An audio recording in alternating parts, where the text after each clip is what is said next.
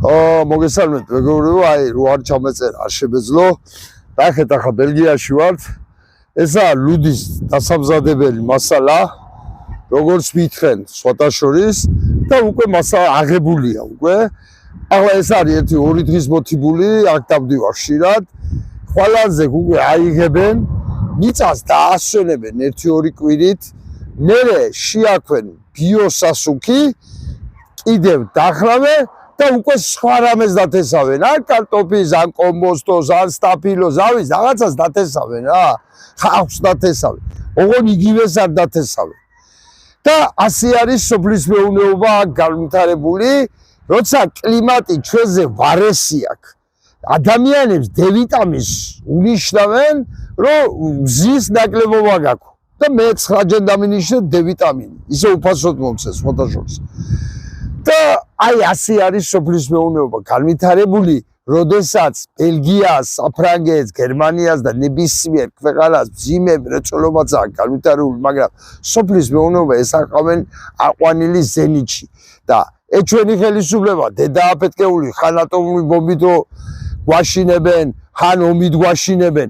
ბიჭო, ომის საშიშროება თუა შეშობენძაღლო, ამგეს რო ჩამოადეს ატომური ბომბი, თქვათ რაღაცა და მსოფლიომ შეწვიდოს პროდუქტი, სასუსათო პროდუქტით ერთმანეთთან ვაჭრობა, იმიტომ რომ თავის ქვეყანა ექნება გადასარჩენი ყველას, რომ არ იყოს რადიაციით მაღალად დაბინძურებული. მარაგები აქვენ, ქვეყანა არის შიმშილებს. ჩვენ სული გაბზურება ქვეყანაში. კარტოფილი შემოგვაქვს თურქეთიდან, ლობიო შემოგვაქვს უზბეკეთიდან. და ასე შემდეგ და ასე ამდენი რამე ჩამოვიდა, ხორცი შემოაგვიყვება რუსეთიდან, მადედამოტყულებს.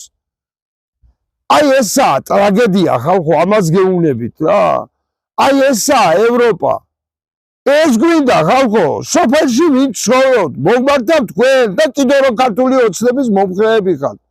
ქართული ოცნების ხელისუფლება ყველაფერს აკეთებს, რომ თავისი ბიზნესმენები გაამდიდროს, რომელსაც შემოაქვს სხვა ქვეყნიდან პროდუქცია. და თქვენ გაღარიბებთ. იმის მაგივრად ხელი შეგეწოდა 2 მოსავალე არის, 1 მოგაყვანიათ წესიერად და დაგაბინაებიათ. იმის მაგივრად პირიქით გიშლით ხელს. გაიგეთ ხალხო და ამიტომ გვინდა ევროპა. მადლობთ ყურადღებისათვის.